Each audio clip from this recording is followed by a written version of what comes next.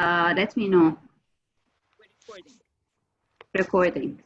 Okay, hi and welcome you all to the first webinar session from our series featuring Edu Tech. This webinar series is brought to you by the Center for Entrepreneurship and Innovation and Business Association. My name is Hala Barakat and I will give you an introduction to today's sessions.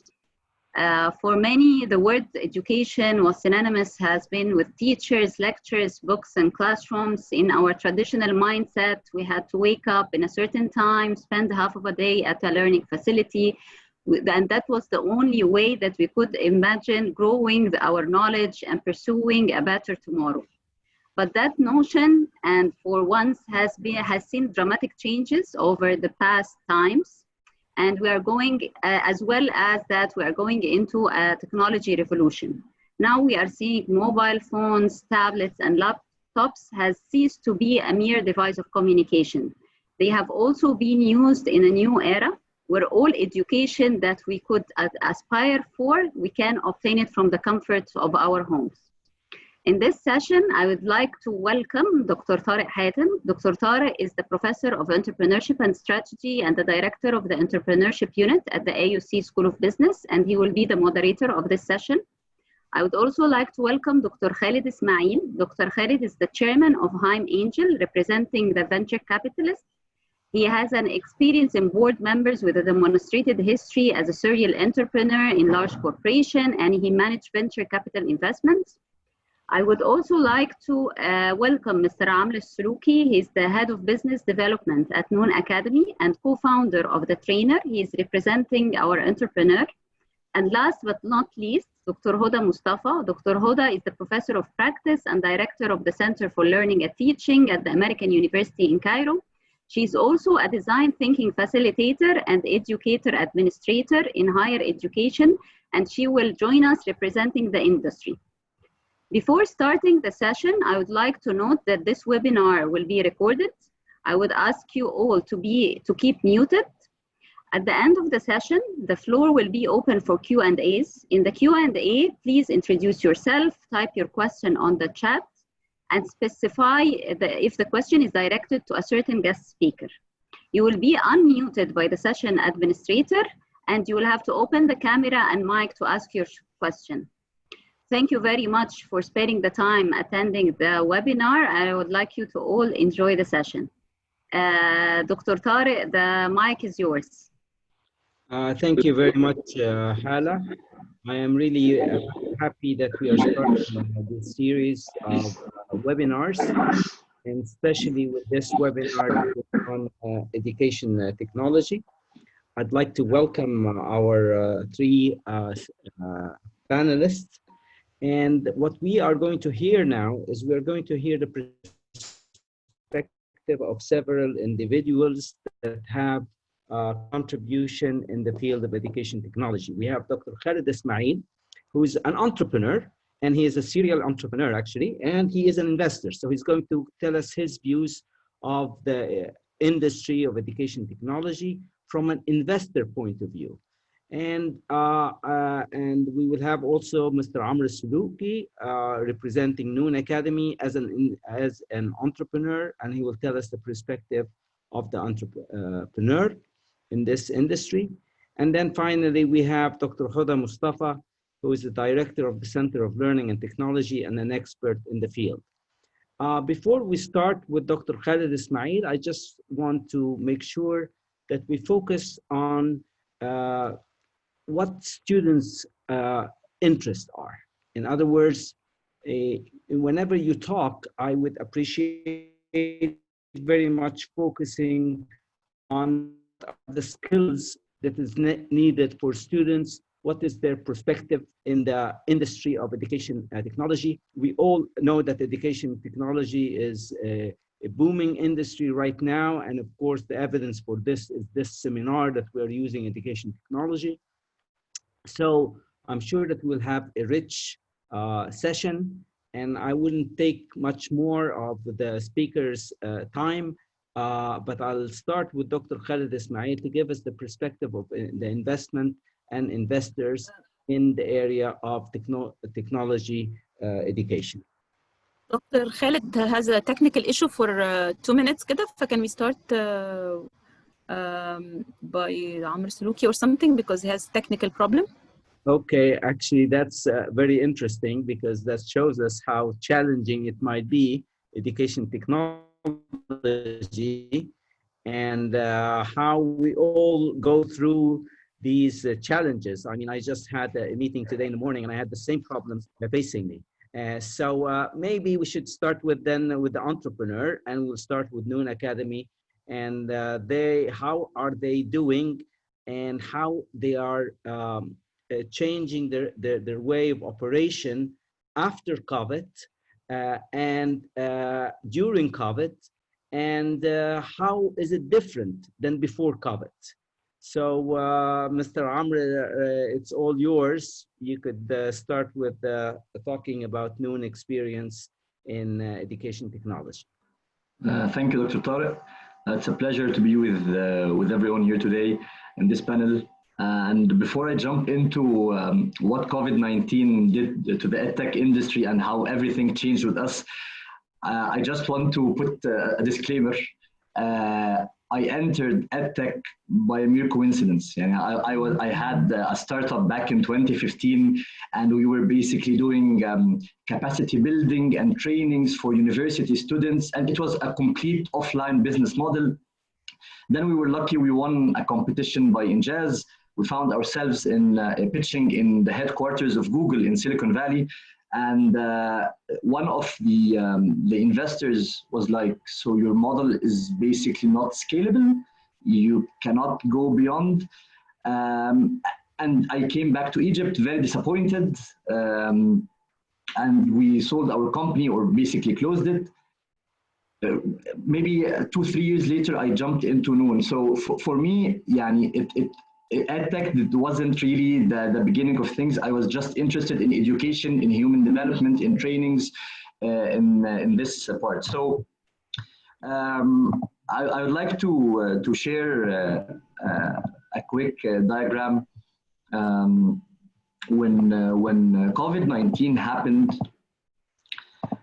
this came up in our Slack channel for the company. It took us, Noon Academy, 3 years to hit 1 million active users. It took us 1.6 years for 2 million, 7 months for 3 million, 3 months for 5 million, and only 3 weeks to hit the 6 million mark. 6 million active users. منهم في مصر we have 3.2 million users, unique IDs as we call them, and the exponential growth that happened. Before I elaborate more on how this happened and were we lucky or not, I remember watching a TED talk a few years ago. I think back when I was in uni, and I wasn't even in the field yet, and it was basically talking about the 5 essential elements that lead to success. And it was an accelerator speaking about research on 200 of their startups, their portfolio, and they found out that timing was the main key, the main factor behind the success of a company, even more important than the team, more important than the idea and the business model. So I think for us, before COVID-19, we were really exploring, we were trying to figure out what is it about EdTech. EdTech seems quite simple from the outside. You're basically getting supply side, the teachers, and you're connecting them with the demand side, the students. Sounds like any familiar multi-sided platform, your Uber, your Careem, your Swivel, and all the similar models.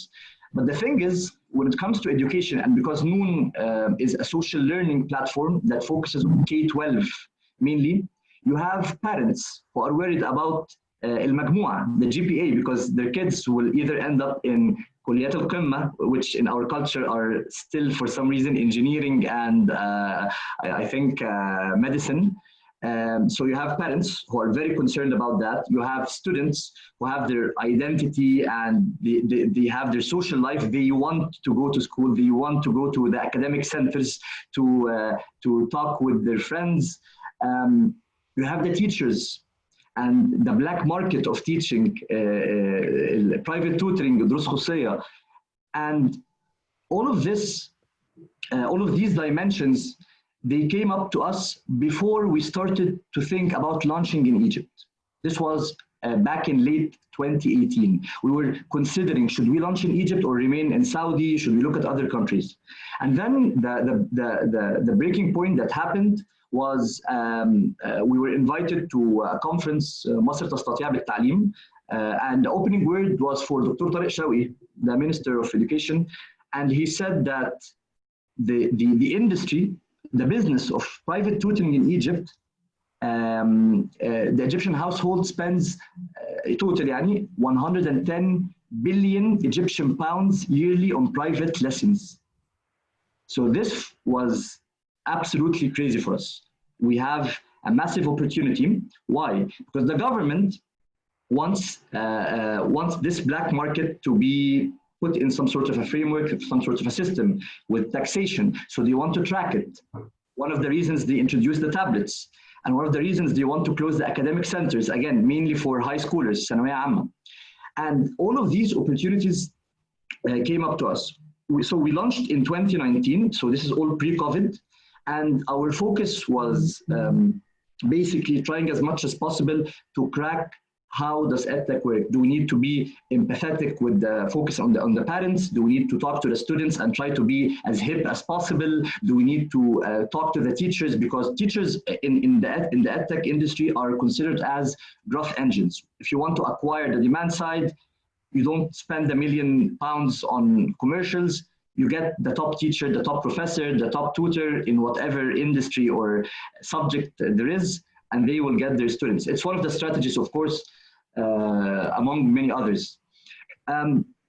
So we spent a lot of time, and while I thought we were successful before COVID, because we were able to get 1 million students, what happened in March was off the charts. I was actually trying to censor one of the views I had on Tableau. It's one of the softwares we use for data analysis. So look, if you check on the image on the left, you will see this insane spike, which happened in the first week after COVID-19. And for anyone who works in data analysis or who's exposed to these kind of graphs, personally, I have never seen anything like this in my life. And when I started to crunch the numbers to do some sort of a deep dive, what is really happening? How is COVID affecting us? I found that, first of all, the average number of minutes spent by the students started to increase along with their numbers. So we had 700,000 students join us just in the first month after COVID-19. But that wasn't the first, that's a normal trend. The second trend was that the number of minutes the students used to spend before COVID daily was around 70 minutes. It became almost 100 minutes. So they are now they're using our application more and more. And because it's a social learning app where students can study with each other, compete with each other, there's a gamification element. So there's the element where you can connect with other students and stay hooked to the application as much as possible. We found that these patterns, what we thought was that there will be some sort of basically the spike will end, the numbers will fall, and eventually we will not have the same numbers because we'll have retention problems. People are exploring just another online option, but then the trend will end. But until now, we're almost having, after of course the first decline after the insane spike, it's almost going static since then. We're almost not losing any users, not losing any number of minutes being spent. And it's as if the students and the parents are starting to accept online learning along with the teachers who are now having to adopt this entire digital way of dealing with their students, of doing competitions, doing assignments, doing any sorts of group activities for their students. So when I wanted to explore what is really happening, everything within this story makes sense from a macro view, but on a micro level, what was really happening? What we found out was that the main customers for us were the students living outside of Cairo and Giza, living in the governorates, in the cities away from the main city.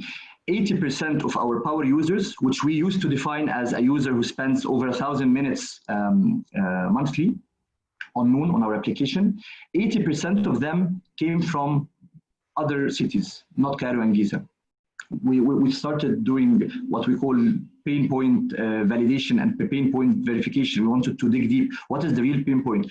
We found out that proper or quality education, unfortunately, the resources are very limited. The teachers, the content in the main cities like Cairo and Giza versus other cities, there's a huge gap. So I would say in our case, less privileged areas were more likely to use our application. Against our intuition, our hypothesis, which is the Cairo Giza students, you know, with the iPhones or with the new Samsungs, will be able to navigate their way around our application easier. And at the same time, we were also influenced, again, when I'm looking at before and after, we were influenced by Saudi, because we're a Saudi company in the first place. I was working in the Riyadh team before joining Cairo in 2018. In Saudi, as you would probably guess, 70% of our users were females. Due to social and cultural reasons, females have less opportunities over there, less ability to move around the city, go to academic centers and whatsoever. So it made sense over there. But post-COVID, we found that we expected that the ratio will kind of adjust. It almost stayed the same in Saudi. We still find that whoever was interested in using EdTech before COVID-19, still using it, and whoever wasn't interested, we could not see a change, a shift in the balance. We could not see that, men are or males are finally exploring EdTech. Parents from this specific place are starting to explore EdTech. It was a general growth across the usage. So we couldn't really, because in tech companies in general, there's constantly a need to profile, to do segmentation, to understand which types of users are using us. Let's double down on the messages that we communicate to them. Let's upsell to them. Everything is about segmenting, A/B testing, figuring out something, and moving forward. But this was very tough for us. Data, we had major data issues after COVID-19. When you have 700,000 users jumping on your app in 3 weeks, beyond what you usually could have dealt with on a monthly level, causes data issues. So we started looking for data analysts, for sales analysts. And of course, we have a massive problem in talent acquisition in Egypt. There's a massive problem in talents in general. I'm not sure if it's in the startup ecosystem or it's all over, but this was a main issue. We started having issues in the capacity, the team. We are growing exponentially, and we're not able to find not only analysts, but operations people who deal with the teachers. And suddenly you have parents who used to go to the centers and to the schools and pay all their money because they don't want to feel guilty. They want to feel like, you know what, I paid for my kids to study, it's out of my domain, it's the area of the teacher and the school. Right now, they have to shift to a virtual platform.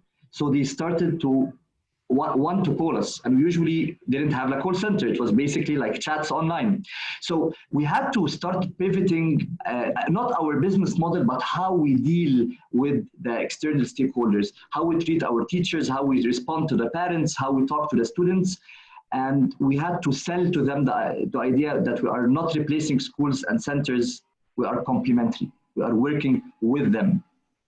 There are, of course, multiple reasons for that. I don't want to spend so much time on the details, but I'm not sure if my time is up or not. But the conclusion was that for us, the biggest learning was we have to always remain humble in terms of we do not want to reach the point where we say we cracked EdTech, we understand how it works. I don't think anyone has cracked EdTech yet, at least not in the MENA region. Secondly, we have to be super agile when it comes to dealing with not only the situation, but with the expectations from the stakeholders that are using us. Before that, we were just an application. Now we are the main application for your kid to study and go to college. And the third lesson we learned was that we should really constantly anticipate a breakthrough, constantly anticipate the next global pandemic, war, or economic issue that will lead to people or users using our application, because forecasting growth is very tough. But with the current ambiguity in the world, it has to be part of the yearly plan that we need to forecast growth is going to happen. So this is just like a general overview of what happened with us in the past few months. I hope I haven't crossed my time limit, and thank you. Thank you, Amr, very much for this interesting presentation. I'm sure there's a lot of things that you have, and we'll talk more about it. I personally found a lot of issues that one would like to explore, but I'll wait till the end of the session, and I'd like to give the floor to Dr. Khaled Ismail to tell us the perspective now of investors and how do they look at this industry, and being someone that is looking at the exponential growth that is happening now during COVID, and thinking whether this is going to continue after COVID, and what is the situation for investment, and what are the opportunities that there could be over there. Without further ado, Dr. Khaled Ismail, please go ahead, and the floor is yours. Thank you, Dr. Tarek. Pleasure to be with you today. I like to take a little bit of a maybe cautious approach towards COVID-19. As much as we know about it, as much as we don't know what's going to happen. And personally, as an investor, I want to bring up that investors are, in general, always looking for opportunities, be it before COVID, during COVID, after COVID. Good opportunities pop up, and that's what we look for. Of course, there are certain moments where you think you don't want to invest because the ambiguity is too high, which a lot of investors suffered from between March and let's say June or July. There was too much ambiguity what's going to happen to the world, to the economies, etc. So if you are cautious, you tend to stop investing until there is a little bit more of clarity. But then there are, the risk takers among investors who say, okay, this is an opportunity to even invest more in companies that can make use of this. And what is very clear and happened during COVID-19 is that people got stuck in front of their screens. Everybody was stuck in front of a screen, one way or the other, because of all the conditions. Now, that was a moment where any company who was online could get the attention 10 times more than under usual circumstances. Whatever the company was doing, if it was available online, it had the chance, not that it used it, but at least it had the chance to get exposure 10 times higher. And I give the example or the analogy of advertisement in Ramadan, where every company is trying to advertise on TV during the hot 3 hours after breakfast, because the attention is there. And the price of an ad goes up 10x. That's exactly what happened in COVID-19. It's very analogous to Ramadan. It's a moment where people got stuck in front of their screens. However, if that's what you're counting on for the entire success of your venture, which is a 5-year to 7-year journey, I think that's wrong. As an investor, I would not count on that, because we know things come and go. COVID will come and go. Even now, people are not stuck to their screens as much as they used to be for 3 months. And I would not, build a company just based on, COVID-19 continuing forever. However, those companies who used that moment in a clever way and got the attention had the chance to acquire customers very fast, as we just heard, and many others made use of that moment to acquire customers. Customer acquisition for us as investors is something we're always cautious about. It costs our startups a lot of money to acquire customers, and then some of them continue and some churn. So be it in EdTech or anywhere else, any customer comes in, may stay or may go away, and it costs me money to bring that customer on board. And I hope that while the customer is on board, he's spending enough money to make up for the acquisition cost. That's the story of almost every online service that we know of. And because of people being stuck in front of screens, customer acquisition became much easier, much cheaper for a while. And that is a good time if you grab it, if you're reacting fast, and if you move quickly. And we as investors, we actually pushed our startups during that time, as opposed to a lot of investors not telling them to invest less, but actually we told them, hey, go ahead and invest more. And that paid off. All those who invested more during that time are now, 5 times bigger than pre-COVID-19. Instead of growing 2x in 6 months, they grew 5 to 6x. So from an investor perspective, you have to be very aware of your environment, what's happening, the timing. And sometimes you need to be more courageous to invest more. And sometimes you need to be more careful and invest less. But during that time, I think we were among the aggressive ones. And I think right now, in hindsight, it paid off. As for EdTech or EduTech, I think the general term is actually more than EduTech is human development. Education is part of human development. There is, K-12 education, there is university education, and there is the continuous education post that.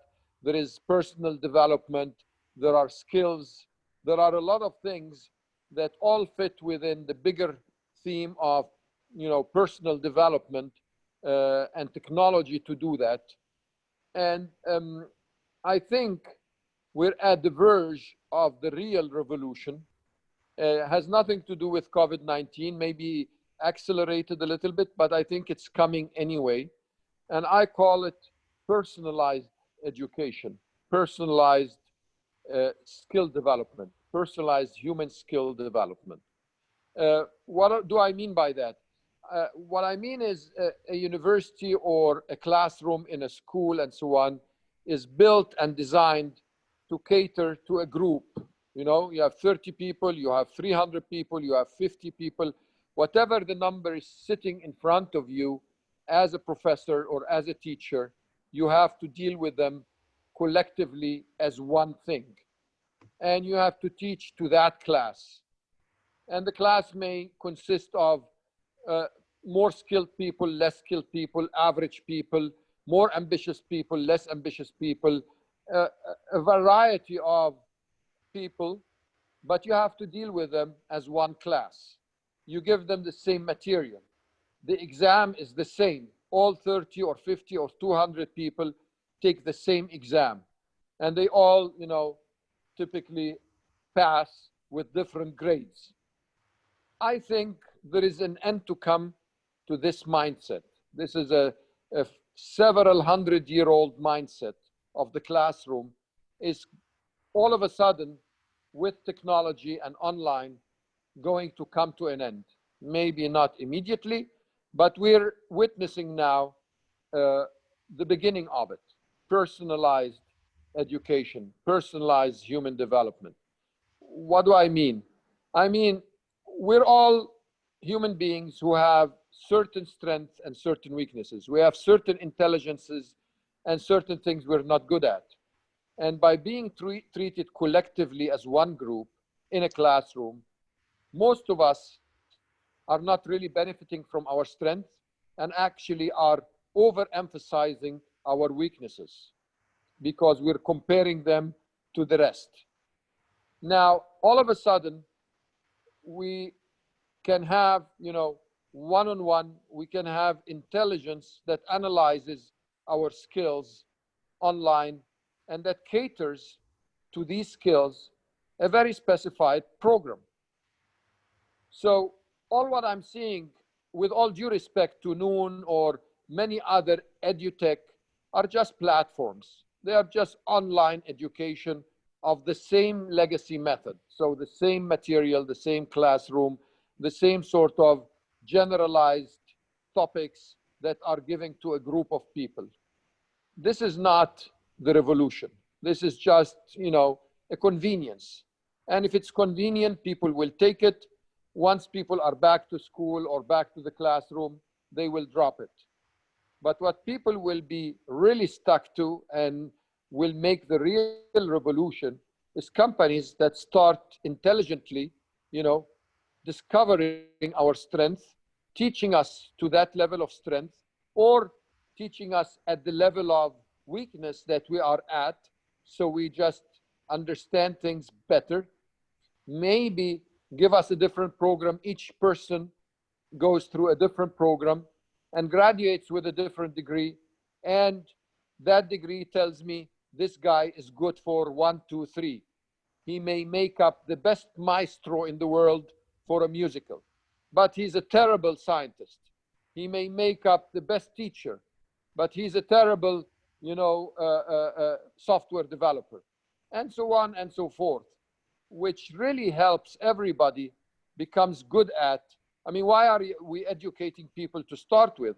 We're educating people so they become useful citizens. They contribute to their society. They work in what they love and have passion to and can add there. And what we as investors today are looking for is this level of technology in edtech, in skill development, that relies on analytics, on intelligence, on personalization, online delivery, all of that mixed in one bag. And there will be lots of companies able to do that. We're seeing some, precursors of it at least. But I think this is the future. And this is what any startup should look for.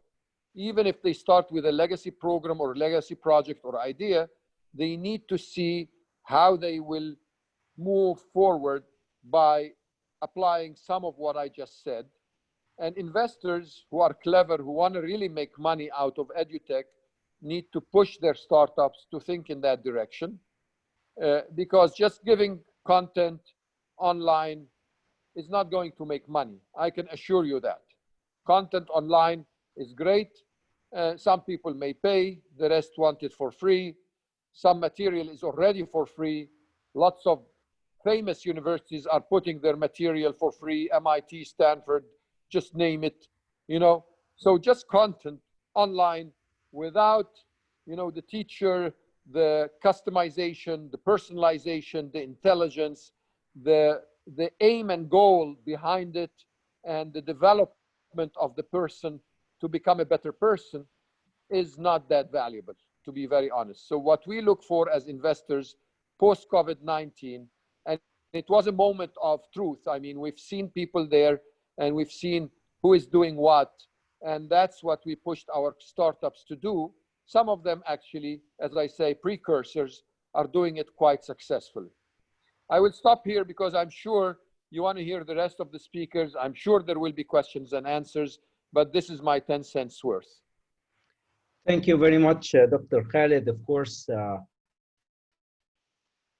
you made us all think about the topic in many different ways. And this is always the case with Dr. Khaled Ismail when he speaks. He allows us for a lot of mental gymnastic, I would say. One of the key points he talked about is the issue of education and edtech versus development, okay? And of course, now we are equating education with development and the link between these two.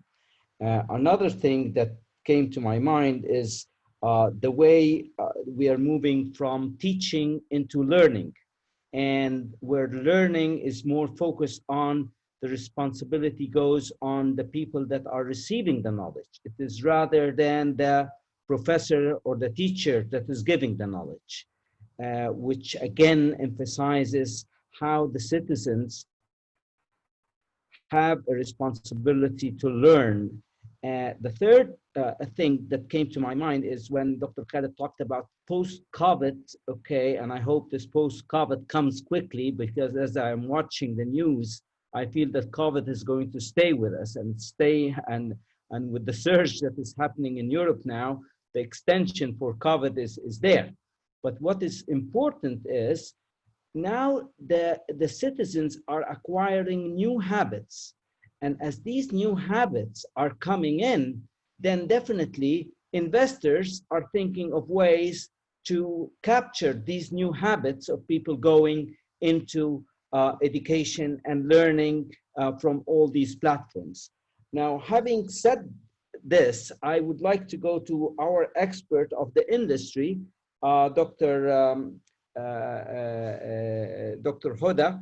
And Dr. Hoda is our director for the Center of Learning and Teaching.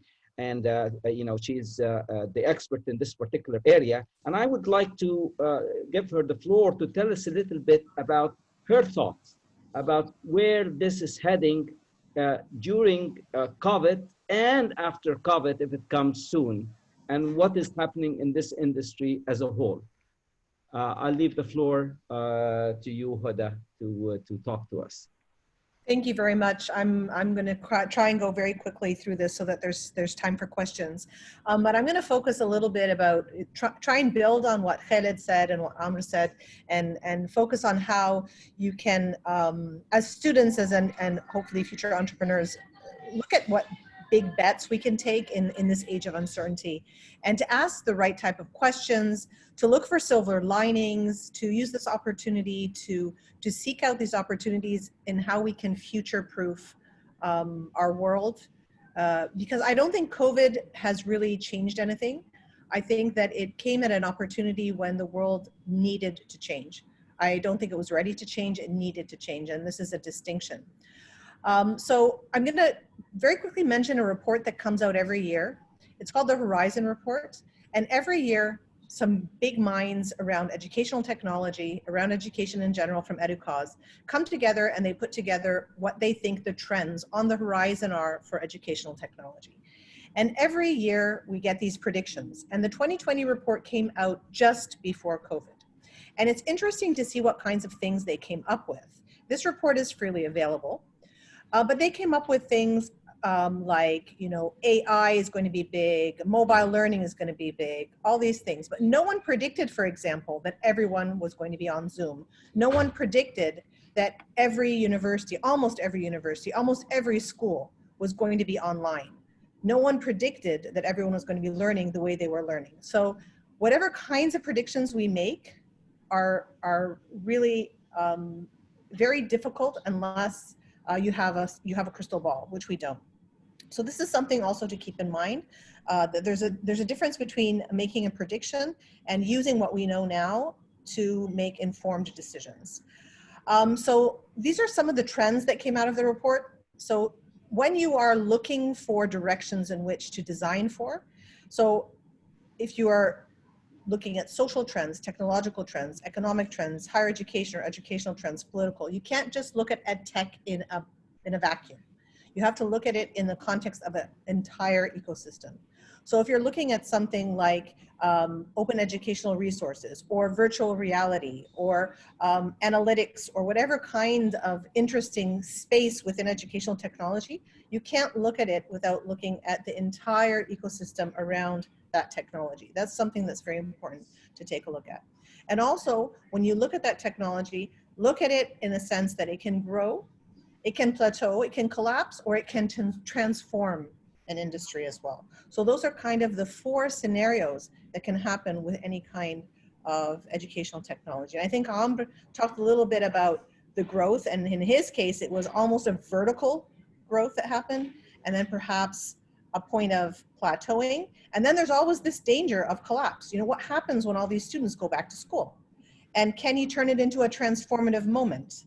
And this is where the scenario playing comes into place for any kind of startup or any kind of venture that you go into. So these are some questions, because my space is kind of looking at the educational space.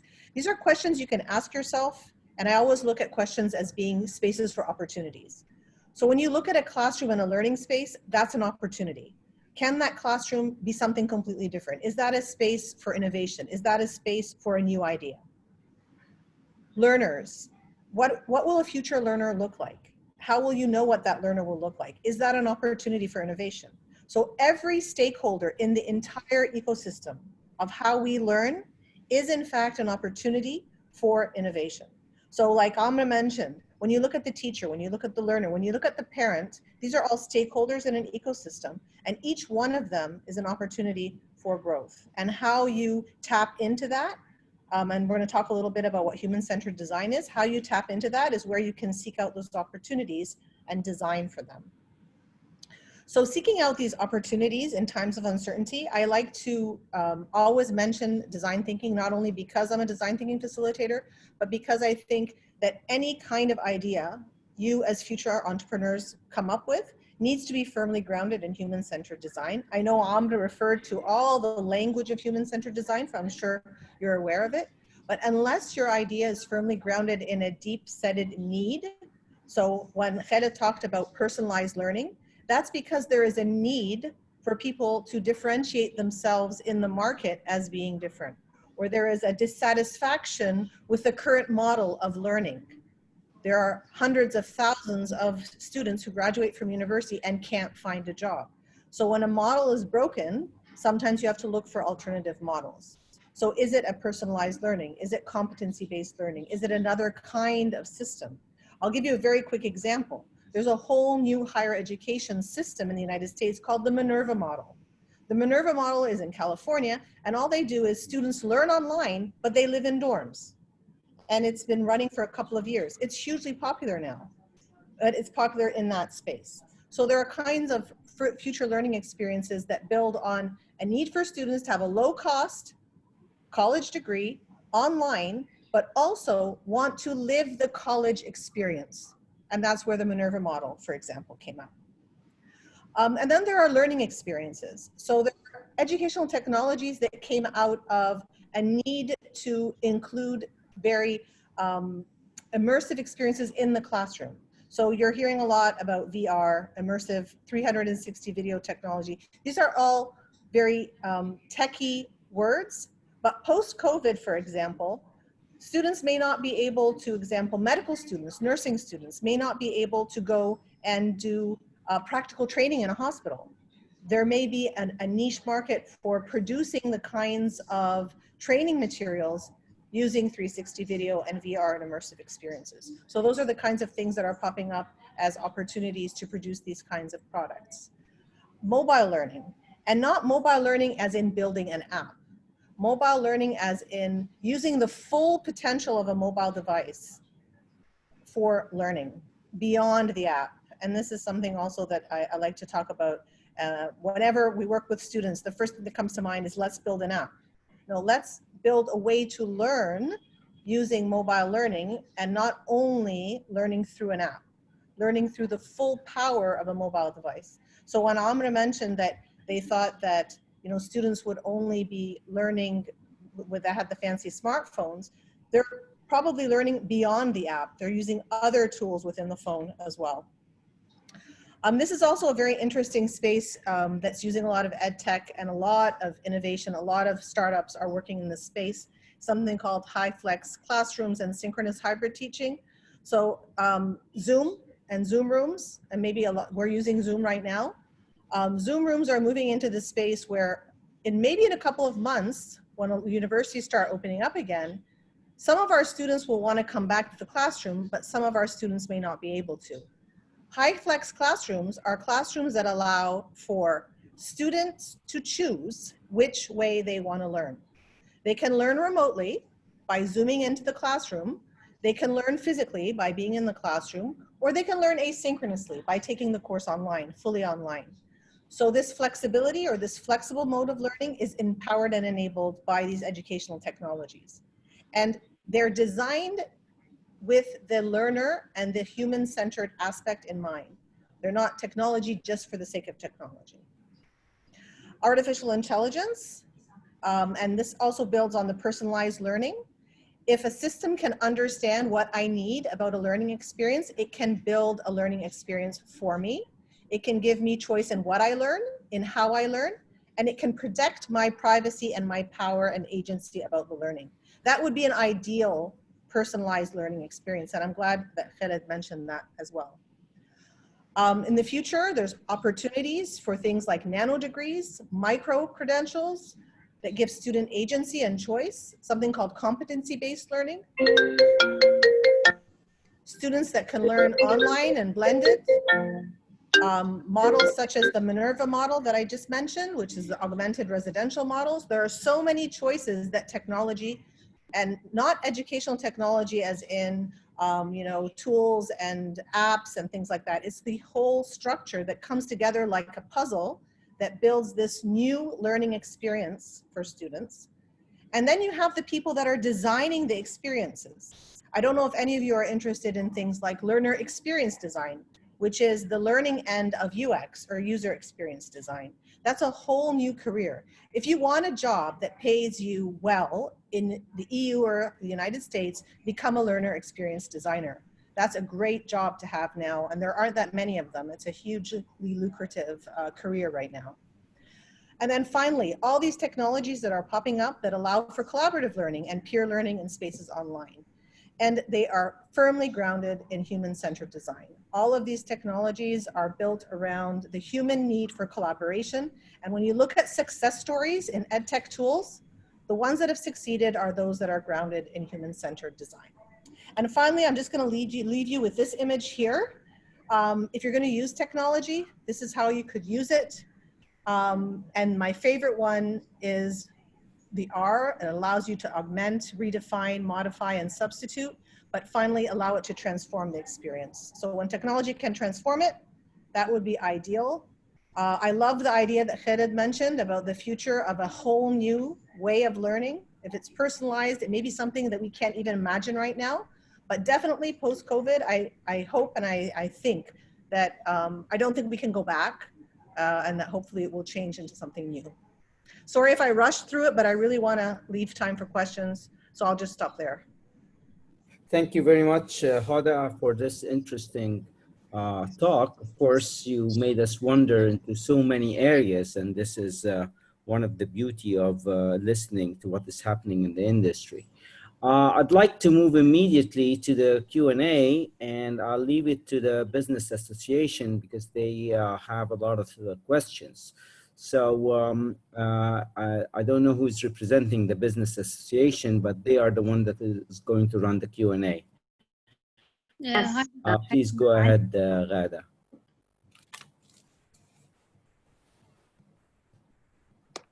Hi, Alia, go ahead, please. Hi, Gamara. If anyone has any questions, can you please ask them directly? Follow the steps and just raise your hand and type the question in the chat. We'll unmute you.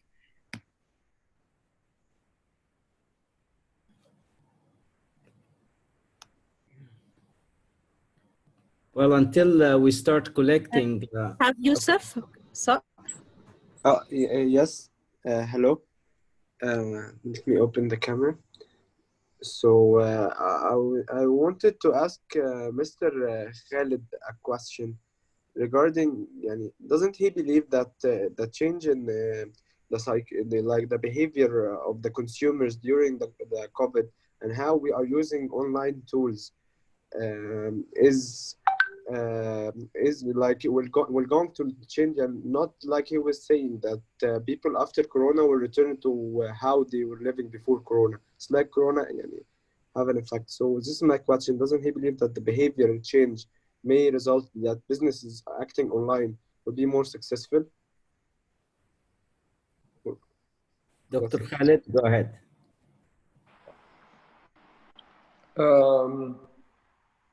Some may and some may not.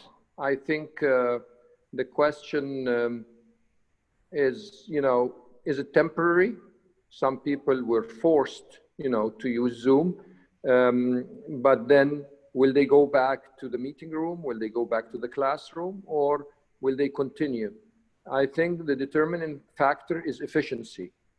Whatever people have experienced and felt gave them more efficiency, they will continue probably doing. Whatever was just forced on them and was unpleasant experience, once they are allowed to go back to the normal mode, they will go back to the normal mode. So I don't think there is one answer to this.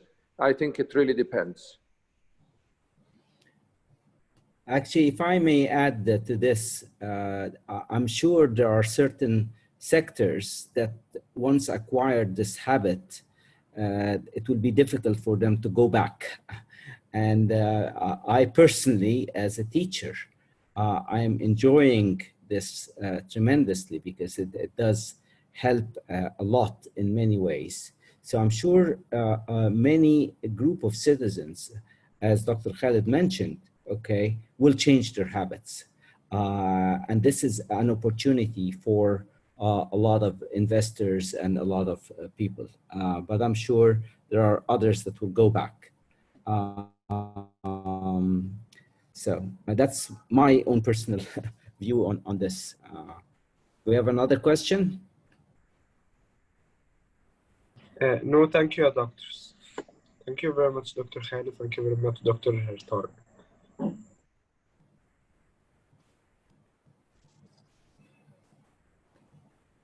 We have Yusuf Sar. I can see your hand. Please go ahead. Guys, please follow the steps. You can raise your hand in the chat and type your question if you want, or you can unmute yourself and introduce yourself and say your question directly. Hi everyone, I'm Yusuf. I have a question for Amr.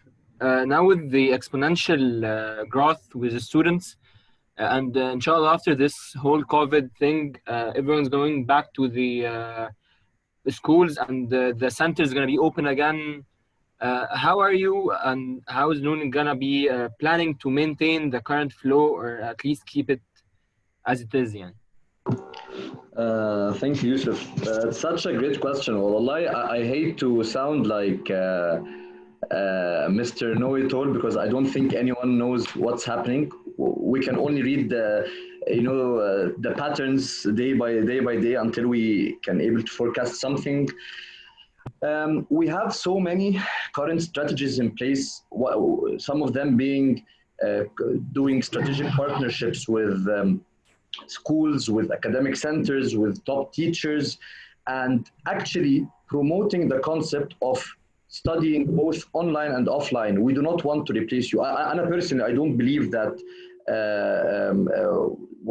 any edtech solution today, at least in Egypt, again, I'm talking not theoretically about what's happening elsewhere, so practically on ground in Egypt, specifically in K-12, because this is what known the domain we work in.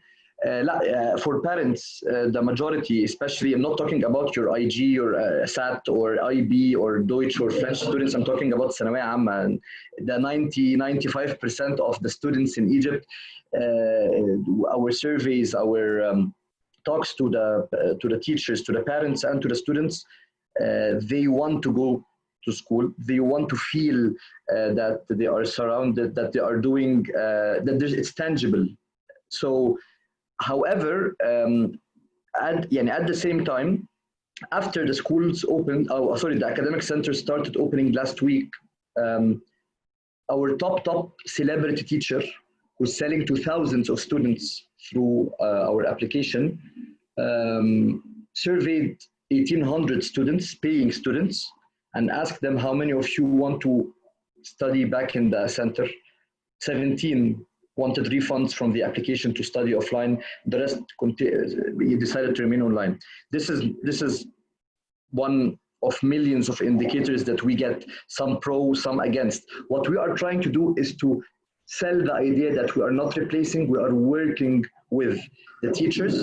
So if the ministry is going to allow students to go to the school only 2 or 3 half days or full days, why not use our social learning application? Because again, our case is different. We are live, we are not recorded, we are not YouTube, we are live sessions, we are live competitions. We allow students to study together, to study with assistant teachers, to study with the professor, to discuss. So our case is different.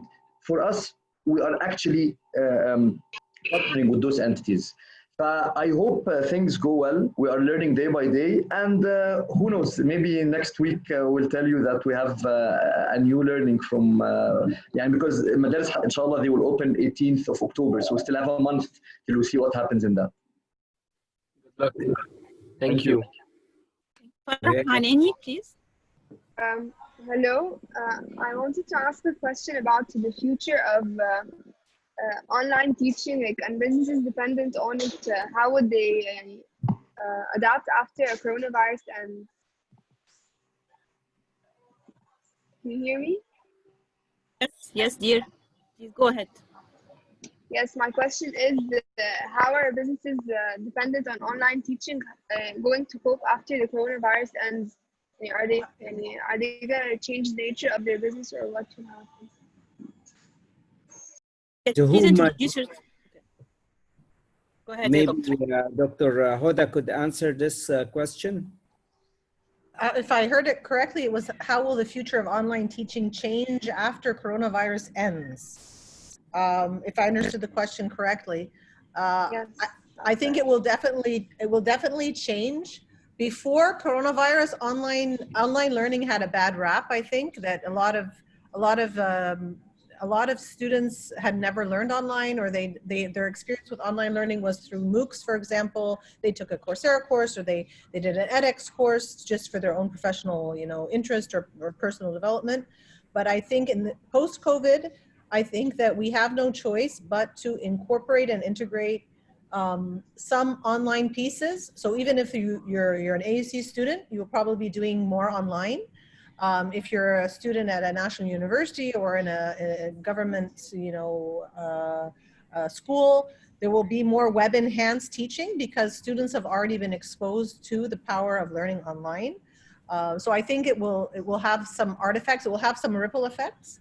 And how we integrate it, will be the opportunities. So how will we smartly, this is where the opportunities are. Can we build learning experiences that smartly craft and create these new types of learning? This is where the learning experience design comes in. Can you build something new, like Noon did, or like other people are doing? Build these new types of experience, maybe a personalized learning experience or a social learning experience that has the online and the social and the physical presence on school. So this, I think it will be something new and different, but the online, I think, is here to stay. I don't think it's going anywhere. Nadine, can you go ahead and ask your question?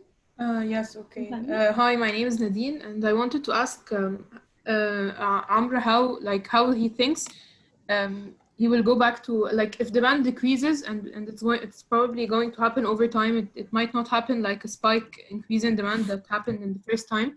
So how would you track this type of decrease in demand if it happens, and does it can, is it, for example, day to day, and how do you know if it's time to reduce your resources or your staff? How would you go about doing that? I want to highlight something, maybe because I apologize for not really explaining what we Kanoon Academy do. because maybe when I do so, it will help showcase how we are different. And of course, all entrepreneurs will always say, my idea, my company, wallahi, we are different. At the end of the day, this is the normal bias, but so there's something different. For us, our main objectives from day one, back in 2017 when I joined the company, the startup back then, we were working in Costa Coffee in front of the AUC, by the way. Our objective was, let's upload the social layer of studying to our live platform. And the keyword here, uploading social layer. We did not say get the best content. We did not say let's get the students to watch videos or to talk to teachers. Absolutely not. Our focus was, we want to kind of know what keeps the students hooked. Do it, double down on it. Why are they avoiding schools or centers, be it social reasons, be it cultural reasons, be it bullying, all these factors. So there was a human factor involved in the first place, and it's in our DNA. So what's happening is that you might join Noon because you found a celebrity teacher. Mr. Al-Askari, the most famous history teacher in Egypt for the past 35 years. You will probably join because you heard that she's with Noon. But then we have a marketplace, a growth team that does what we call inbound sales. They do targeting. They start kind of taking this traffic and making them join personalized track. And I was actually writing in the chat that I second Dr. Khaled on the importance of personalized learning. What we learned is that the bread and butter for us, Kanoon Academy, are the teachers. Students hook up to certain teachers. They want to stick to them. And the most important metric we look at is called activation, which is that students, in the first time they join our app, they need to spend at least 30 minutes so that they get hooked. They need to meet the matching teacher to their taste, who knows how to handle them. We actually did a project using psychometric assessments like Enneagram and MBTI back 2 years ago to kind of do it like manual artificial intelligence, not like proper things, proper tools that are available right now. So my point is, guys, students won't leave us and are not leaving us, at least for the time being, because again, they are finding something different. The use case they get from Noon Academy is not that they study online. Actually, when we did a survey, it was in November 2019, we found that the majority of our students spend 50% of their time in private tutoring and academic centers and 50% of their time in Noon. It's two separate things. But this is how at least we perceive it right now. I can get into more details later, but I don't want to waste the time of the other questions. Thank you. Thank you. Abdullah, can you continue and ask your question? Abdullah. Hello. My question was, part of it, Amr explained it and answered for it. I want to know if in the future universities and schools can be switched with the online learning only. That's it. This is the question. If the question is for me, I would rather ask Dr. Hoda or Dr. Khaled to because I'm sure this is something I cannot answer, and it's more of the. Everyone can explain and answer this question. Well, I can say that the future the future landscape is that there will be a spectrum of offering. The traditional residential AUC-like school, I think they will be less. What they call the augmented residential campus, which is a residential like AUC, that's augmented with experiential learning, with online learning, with industry partnerships, with things that are different.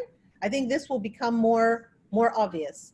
The fully online, Facebook and Walmart and Google are funding these, these online. Starbucks will start an online university that are like 2-3 years, personalized, competency based. So they have rapid, in 2 years, you can have a personalized program.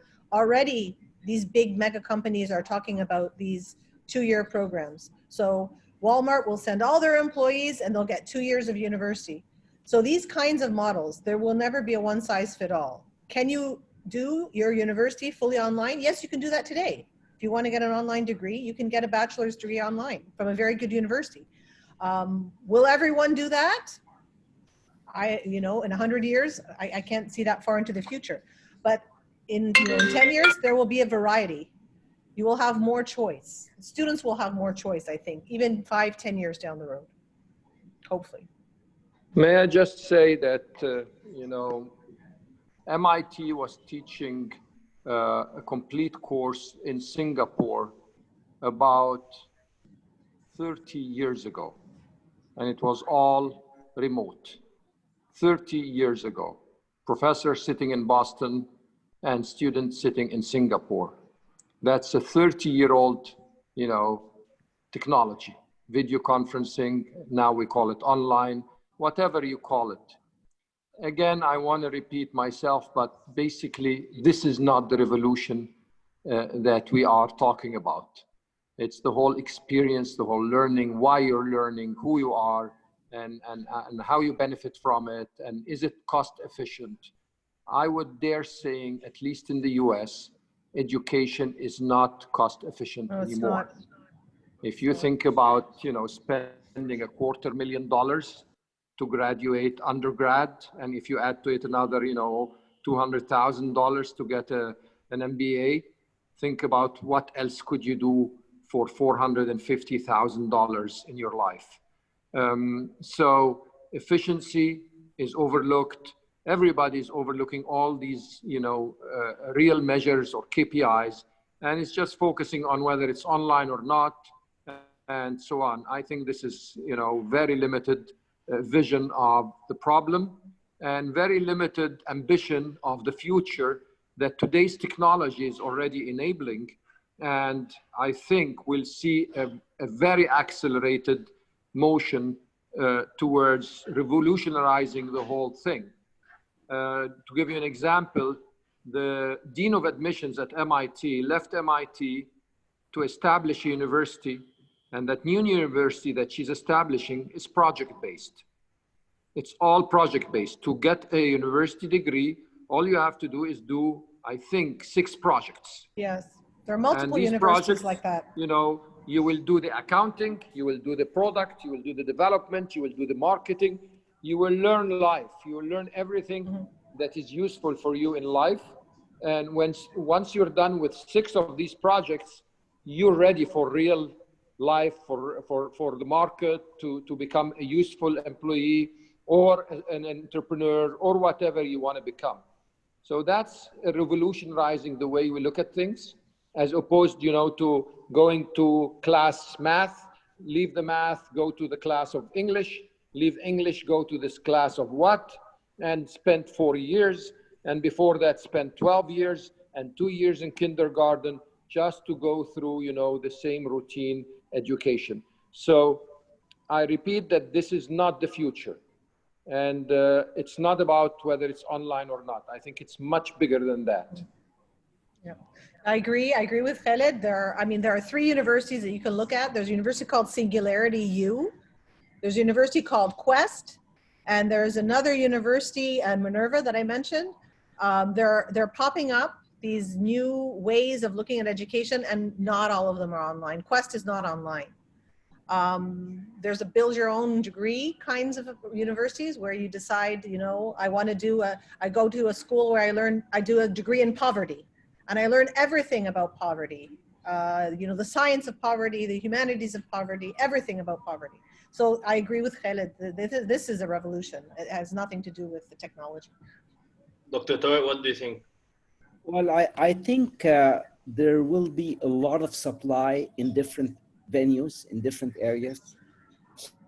So what we are going to be seeing, in my own prediction, is that huge offerings that are done in a variety of ways and forms. Because as we look at the population, and if we're talking about 7 billion citizens in this world, each one of them would need something in a different way. And what is going to happen because of this technology is that the offerings will vary. And there will be different ways of reaching those individuals.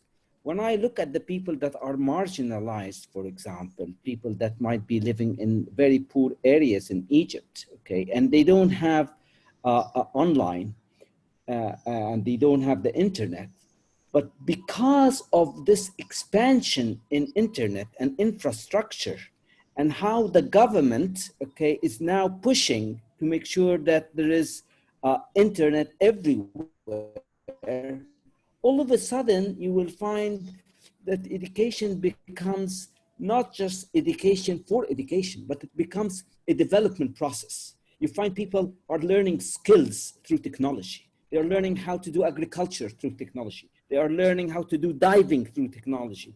So what is happening here is that we are having knowledge offerings, we are having skills offering, we are having ability to access citizens everywhere. So there will be a huge exponential growth in everything related to the offerings of way you could get accessibility. And this is a revolution in itself. When I see that a farmer in a village that is far away and has got a mobile and is having accessibility on how to cultivate his land in a better way and become having a higher income, I think this is a revolution in itself. And I think this will shift, and there will be a lot of changes that is coming out of this. It is not anymore just education, but I think I like the word that Dr. Khaled mentioned, human development technology, okay? And how it will affect the way we look at life and our journey in it. Okay, I think we are just on time, unless if there is someone that have an something to say urgently or would like to pose a question, or any of the panelists would like to just pitch in with the notion there. Dr. Hoda? I was surprised that nobody raised the question whether professors will be replaced by robots. Yes. I think they assume that's true. What do they think? We'd like to take a vote. Would robots probably do better job than human professors, or worse job? Actually, I was, Dr. Khaled also had a question on the chat. We can make the two questions where every participant in the session raised their hand, so we can have a figure of what they think. The first question is, how many of the audience think that 18 years from K to college is too long? But if you agree that it's too long, raise your hands. If you don't agree, don't raise your hand. Walia or Ghada, can you give us a feel how many participants raised their hand? 14 so far, 15. Let's wait. Yes, we'll wait Okay. A second. Can I ask a question, a very quick question to Dr. Khaled as a follow-up question on the one about professors being replaced? Have you seen Elon Musk's talk 2 weeks ago about Neuralink, the brain chip? Yes. Yes. I'm not sure, in your opinion, I mean, for anyone who's seen this presentation, will this perhaps replace the entire education system, professors and schools and curriculums, since everything can, I think, eventually be uploaded? Well, I think, go ahead, Khaled, please go ahead. No, I mean, we need people who are visionaries. I mean, Elon Musk is a visionary, and when he puts things like that in public, his intention, in my view, is not to say this is happening tomorrow or I will do it or whatever. He's igniting, the thought, what would happen if this is the case? Now, technology has proven that everything is possible. Chips are so small and tiny. They carry billions of transistors who can do trillions of operations per second. You can teach them. Machines can learn. This is all facts. So what he's talking about is just taking all of these facts and putting it in a dream. And you can think about many other things. I mean, your robot companion who is going to be your buddy, you know, who's going to walk next to you, who's going to teach you, who's going to make you learn behavior and teach you materials and support you and solve, you know, quick questions for you and all of that. And I mean, you can imagine a lot of things happening. The question is, what are the concrete steps towards that? Not whether it will happen or not. I think eventually it will. Great. Dr. Tarek, Dr. Hoda, you wanted if I may just add one thing here I just want to add something, you know, to the question of robots replacing professors. I think professors in their traditional ways are being replaced right now. I mean, they are changed. I mean, when I look at myself now versus 10 years ago, and when I look and project how professors will be 10 years from now, they'll be completely different. I mean, look at us right now and the way we teach, you know, it's completely different. So the traditional way of professor, you know, teaching others in a classroom, this definitely, the process of teaching has changed. There's no doubt about it. As a matter of fact, you will find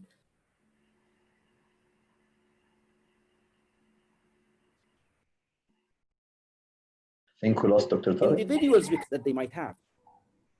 And you will find that this whole relationship between the teacher and the learner and the student and the professor, I think this whole thing will change and we won't have it as before. This is my own 2 cents views. Okay. Dr. Khaled, okay, how many hand raised for the first question, Hoda? 20 and the other one 18. The 24, the 18 years of education is too long? Yes.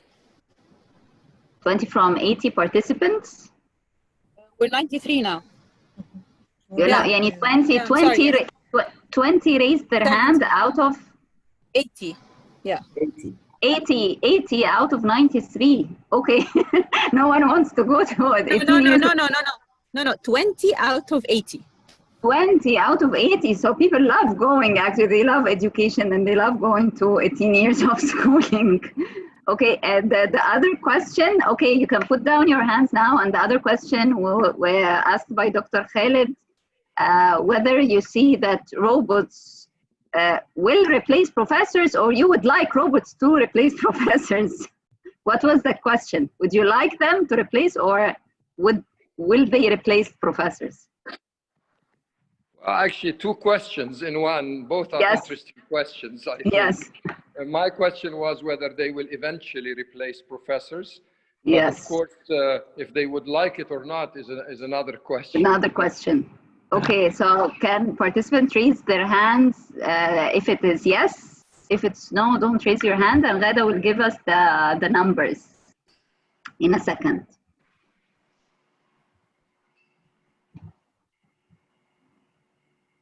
So far. I should raise my hand if I think they would replace professors? Yes. Raise your hand if you think robots will replace professors. Some are answering in the chat. Okay, and you count them. We want a rough number and we will see. Maybe we have lots of professors here, but they are a bit shy raising their hands. I think we have a very classic group here. Yes. Not enough risk takers. Yes. Exactly. Yeah. Around 10. Around 10. So robots will never. My opinion that professors they are irreplaceable. And when you get professors who teach you in the undergraduate or graduate, and the interaction and the knowledge you learn with the professor cannot be replaced. It's really hard. We asked that question. I was working in the research lab of IBM in the late 80s, and we asked that question about chess player. Will the chess player be replaceable by a computer? And the majority said no. The human being is much smarter, and the computer will never replace a chess player. And 5 years later, Deep Blue beat Kasparov, the world champion, in New York.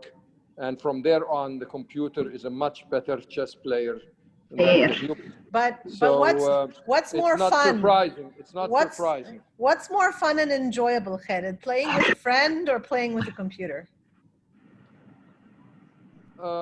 Depends. We're now down to the emotional and social part. If I just want, you know, in the middle of the night to wake up and play a quick chess game, of course, the computer is at my hand and is more handy and is efficient, and we won't fight. If it's for socializing, which is important, obviously I'd rather play with a human being. So I think the same thing will apply to professors. I mean, there will be the human factor, and then there will be the robot factor, where you need somebody, you know, to efficiently tell you something, or be with you at midnight or at 4 a.m. And this you cannot ask a human to do. I think the question is what part of being a professor is irreplaceable, and that's the part that should remain. And what we can, and then that will free up time for a new horizon of possibilities of things that we could do beyond what we're doing that machines can do, hopefully. Yes.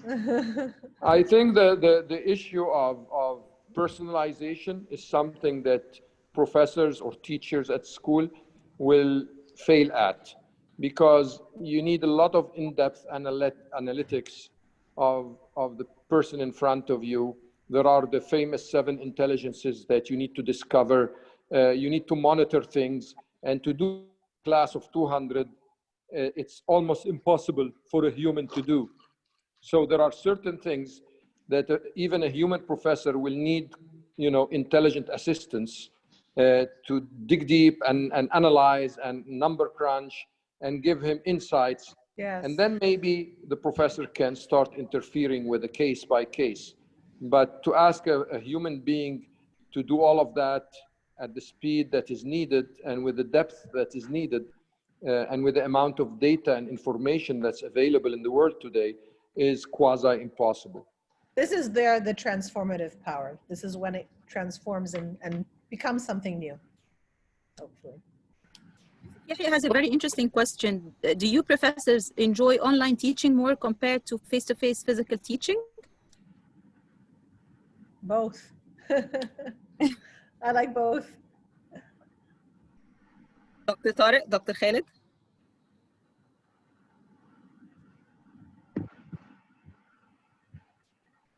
Okay, let's move on. Okay. Okay, Dr. Tarek, I think we took more than the time. I would like, that was really very much interesting and deep speeches by the guest speakers, the interaction. It was very eye-opening for myself, and I believe for all the audience. And I would like to end the session for today, and especially thank Dr. Hoda Mostafa, Mr. Selouky, Dr. Khaled Ismail, and of course Dr. Tarek Hatem for making this session happen and engaging. And we do look forward to have you on our upcoming session. It will be on FinTech. It will be on October 13th. We'd like to see you all again, and thank you so much, and have a great evening. Oh, Dr. Tarek, if you'd like to end the session. Okay, Dr. Tarek might seem to have issues with the network. So thank you so much, and we'll end the session now. We do look forward to see you on the next session. I'd like to thank you all, and thank you, Hala. Okay, thank you, Dr. Tarek. Thank you. Okay, bye. Bye-bye. Bye.